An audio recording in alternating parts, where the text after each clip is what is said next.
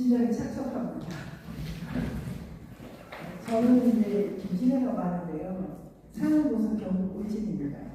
그래서 이 도시가 굉장히 낯설고 앞서 그 선생님의 얘기를 들으면서 계속 마음이 너무 안 좋았습니다.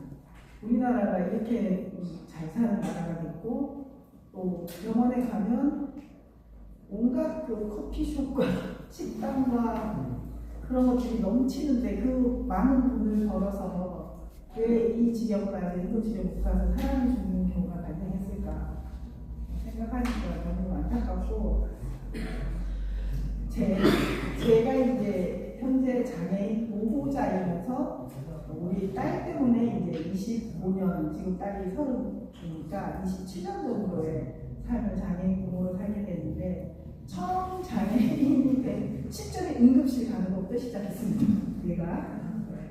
제가 이제 그 이야기를 좀 하려고 하는데 처음에 제가 이제 울진에서 우리 딸이 열이 나고 고열이 났어요. 고열이 나서 우리 동네 그때는 보건소에서 진료팀이 있었습니다. 우리 동네 보건소에 갔는데 열이 많이 나니까 해열제를 처방해줬어요. 감기다. 그래서 이제 해열제를 먹었는데 그 다음날 아침에 얘가 눈을 안 뜨는 거예요.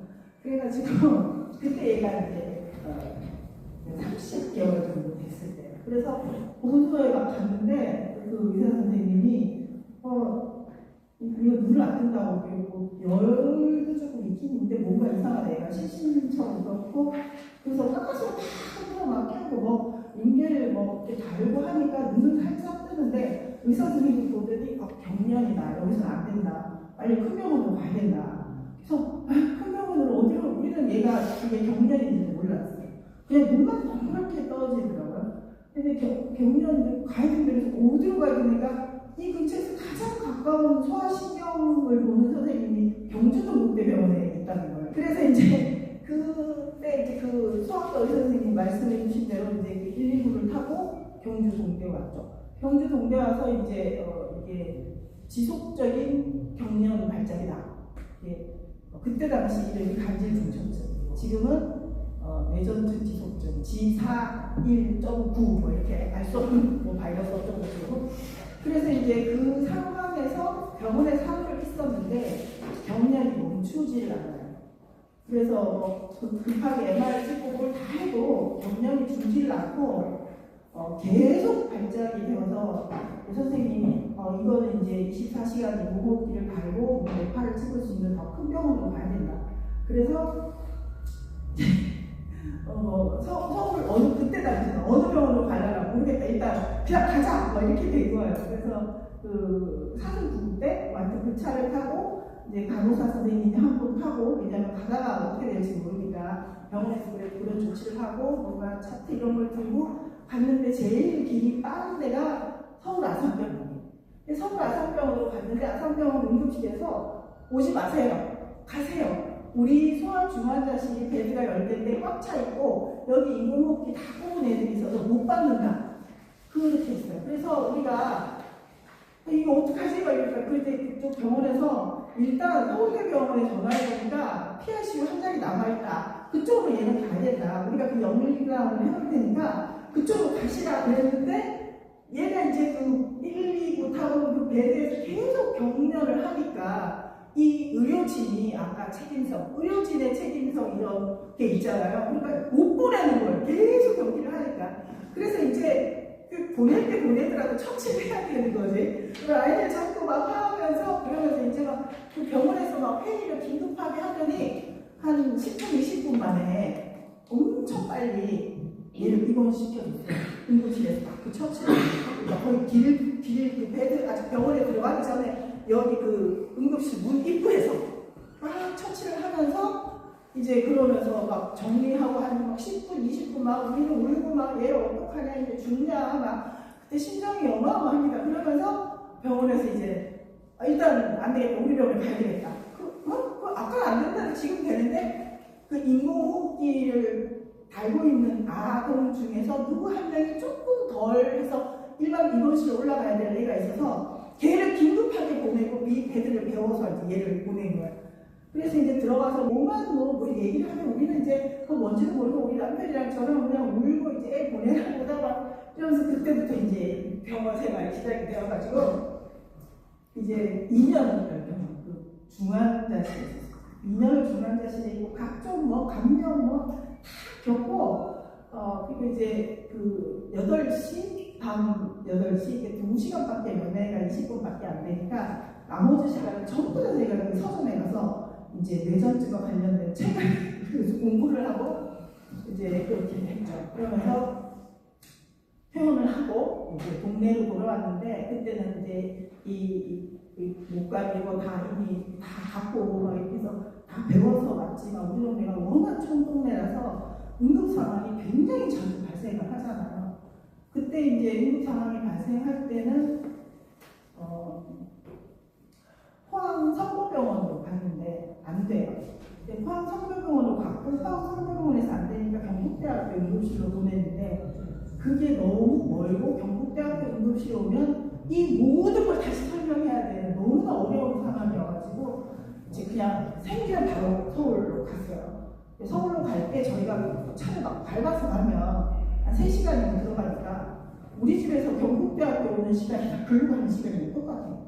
그래서 이제 그렇게 살다가 최근에 어떤 일이 있었냐면 이제 코로나 때 또 역시 얘가 코로나 증상은 기침을 해야 되는데 얘는 코로나 걸렸는데 열이 나고 그 다음에 열이 나니까 이게 누가가 안 돼서 계속 구토를 하고 못 먹고 그러거든요.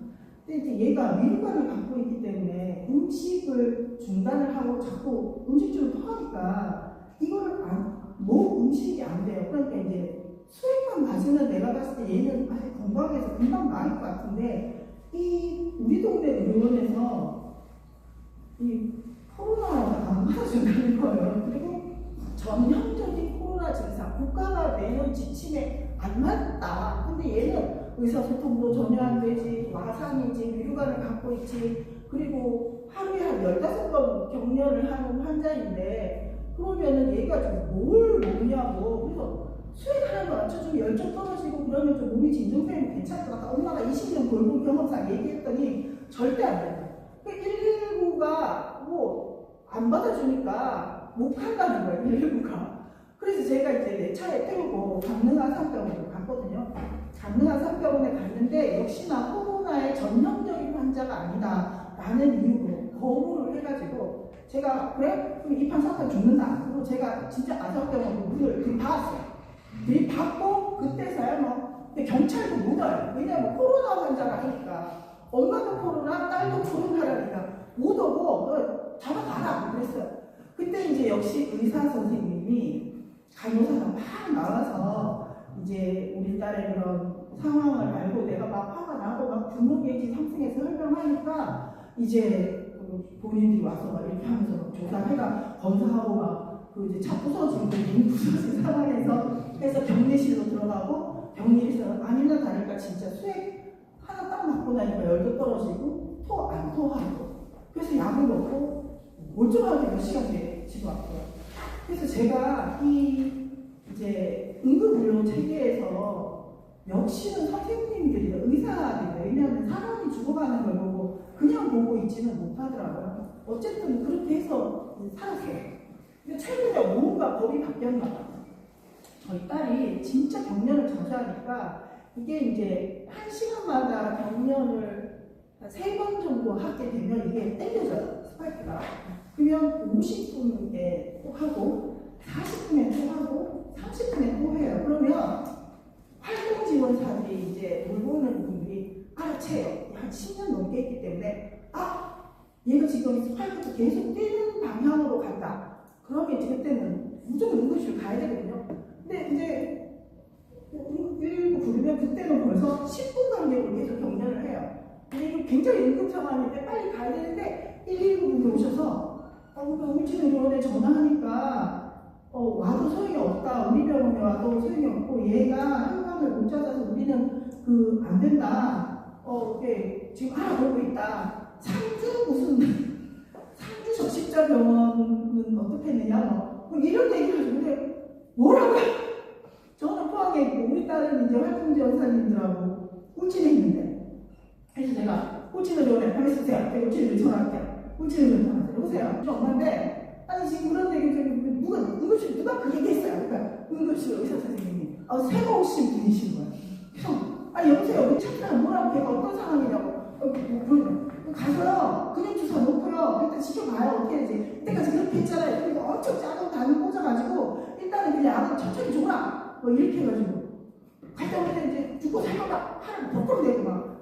그래서 이제 119 지금 우체로 노력하시면 되겠다. 우체로 노력했어요. 아니 그러니까 그냥 그렇게 한 거예요. 그러니까 아까 의사 선생님 말씀처럼 일반적인 사람들은 이 절차가 지역사회에서 충분히 처치가 가능한데 이거를 119 소방대원이 그런 지침에 의해서 안 됩니다. 뭐 이거 받아주는 병원이 없습니다. 안동의료원으로 가세요. 세상천지 저희 지역에서는 안동으로 안 갑니다. 저희 지역은 번역이 이게 사람의 생활 번역으로 움직이잖아요. 우리는 생활권이 강릉 아니면 포항이에요. 근데 어떤 애가 우리를 안동으로 가래.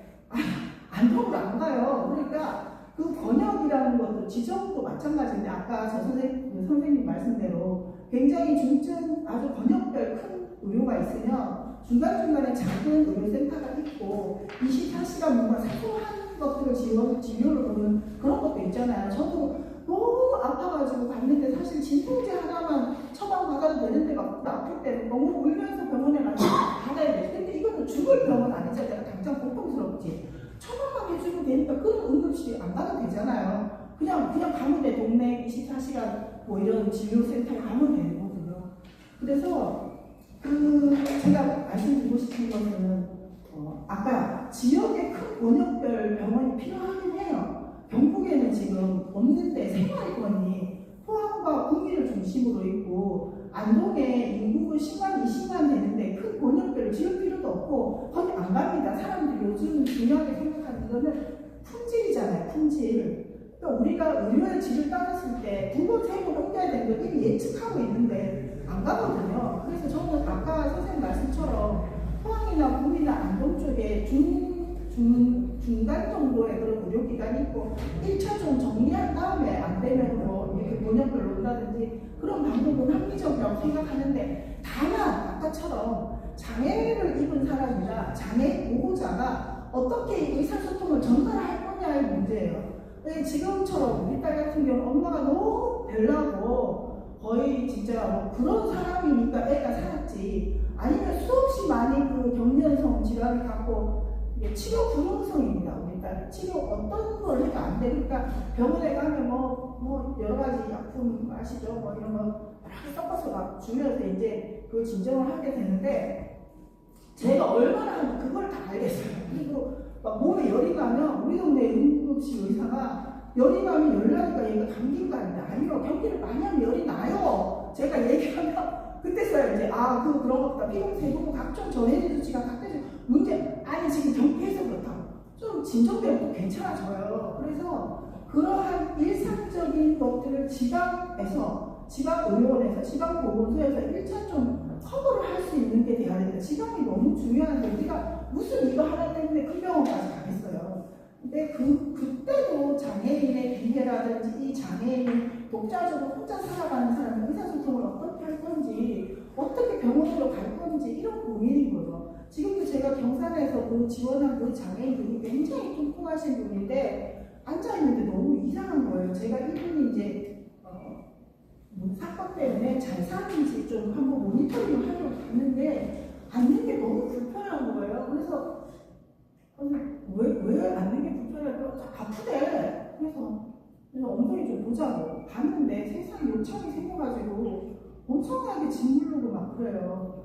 그래서 이제 그분을 모시고 그 근처 시간이 4시여가지고 병원에 가서 이제 진료 보고 이렇게 드레싱하고 그렇게 붙이고 왔는데 내일 활동지원하고 다시 가야 된다 하고 활동지원이랑 얘기를 하고 그렇게 왔거든요. 근데 그거를 좀 더 놔두면 어떻게 되겠어요?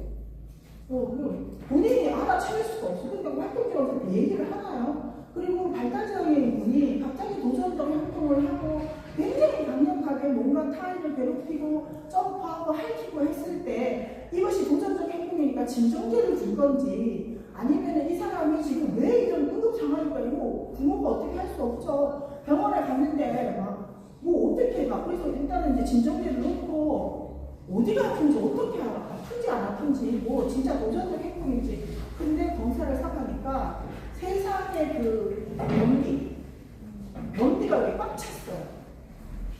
그래서 응급실에서 이 좌약을 입고 엄청나게 변을 계속 뺀 다음에 이 사람이 정상. 그리고 또 응급실에 갔는데 굉장히 아파서 여기도 굉장히 도전적 행동을 하고 상당히 과격한 액션이 벌어졌어요. 근데 아무리 검사해도 그런가 몰라. 피로타입 염증 수치가 높아. 그래서 나중에 알고 보니까 잇몸이 여기가 이제 완전히 된 거예요. 그래서 그런 이제 뭐 이렇게 진통제나 이걸 먹고 나서야 이 사람이 진정이 됐습니다. 그래서 응급실에 있는 분들이 장애에 대한 특히 발달장 의사소통이 어려운 사람들에 대한 그것들을 알아차릴 수 있어야 된다. 그게 동네든 지역이든 뭐든. 그래서 그런 전문가들이 있어야 됩니다. 그래서 이런 이제 아까 앞서 말씀하신 선생님처럼 기본적으로 구조적인 체계, 조금 경증 환자들은 일반 좀 커버를 하고 중증은 중증대로 아주 심각한 이제 아주 뭐 생명이 위급한 정도는 긴급하게 가는 체제를 만드는데 발달장애인 같은 경우에는 이 사람이 어떤 질병을 갖고 있는지 아까처럼 그냥 뭔가 안 좋아서 도보로 갔는데 뭐 상당히 위험한 일이 발생할 수도 있고 실제로 그런 적도 있었잖아요. 안 아프다 해서 퇴원했는데 집에 가서 사망하셨어요, 실제로. 그런 경우가 있기 때문에 장애인과 관련한 이 의사소통 어디가 아픈지에 대한 그 체계를 계속 의료진들은 고민을 해야 된다. 그래야 가장 소수 취약한 사람들이 생명이 비장애인들과 비슷하게 갈 수 있다. 저는 그게 가장 중요한 핵심이고 응급이든 비응급이든 의료 영역에서의 그 접근성이 배리어 프리만을 뜻하는 건 아니다. 환경이 아니고 인간이 인간의 의사소통을 하고 인간이 어떻게 어디가 아픈지 알아차리는 그런 것들. 그런 것들을 좀 중요하게 여겨주셨으면 좋겠다 싶어요. 그리고 이제 마지막으로 하나만 더 말씀드리면 장애인의 삶에 대한 얘기를 하나만 드리고 싶어요. 장애인 부모가 내 자식이 아플 때 응급실 가요. 근데 이 응급실 체계를 개선하는 것보다 더 중요하게 생각하는 것은 재활이에요. 그러니까 장애인이라고 진단을 의사 선생님한테 받는 순간 얘는 치료의 대상이 돼요. 그래서 계속 병원에 언어치료실, 물리치료실, 수술치료실 이런 데를 다녀야 되고 그리고 여기만 다니는 것도 아닙니다. 바우처를 받아서 치료사회는 계속 치료를 돼요. 아이들은 놀아야 돼요. 아이들은 놀고 마음껏 뛰어놀아야 되는데 장애인이 되는 순간 그렇게 돼요. 그러니까 못 걷는 애들, 뇌병변 장애인들은요, 여기 다 수술해가지고 막 걷게 하잖아요. 그러니까 우리는 동일하게 비스무리한 사람을 좋아하고 우리와 다르게 생긴 사람에 대해서는 상당히 거부감을 갖거든요. 그러니까 내 새끼가 나하고 비슷해야 돼. 내 새끼가 이 사람들하고 다른 모습이었을 때는 전부 다 비슷하게 가고 싶은 거예요. 그래서 의학의 힘을 빌어서 세상천지나 아킬레스 이런 데를 수술을 하고 키 작으면 여기를 잘라서 수술하는 그 놀라운 걸 저는 치평을 이런 데서 그게 해줘도 안 된다고 생각하는데 너무 저는 끔찍하거든요. 그런데 그게 우리나라는 너무 당연하게 된 나라예요. 그래서 까치발이다 그러면 바로 수술해서 이걸 내려요. 그래서 저는 우리가 얼마나 이 치료적 관점에서 치료의 대상이 되는 사람으로 보고 그런데 막상 진짜로 응급실이나 아파서 병원에 가면 이 치료의 관점에서 장애인을 대하는데 이 환경적인 요소, 의사소통적인 요소는 1도 변화하지 않는다. 실제로 지금 그렇게 많은 병원에서 1인실, 2인실에 가보시면 그 보호자와 환자가 같이 들어갔을 때 세수하고 뭐 이렇게 화장실 제대로 볼 수 없는 구조입니다. 엄청 적게 돼 있습니다. 근데 항상 우리는 공동 쓰는 거기 가야 되거든요. 그리고 발달장애 입원했을 때 밤새 이렇게 나무대고 돌 보고 소리 지르고 그렇게 했을 때 이웃 환자들이 시끄럽다 가라 그렇게 하면 그냥 의사 선생님이 알아서 1인실 주고 처방해줘야 된다고 보거든요.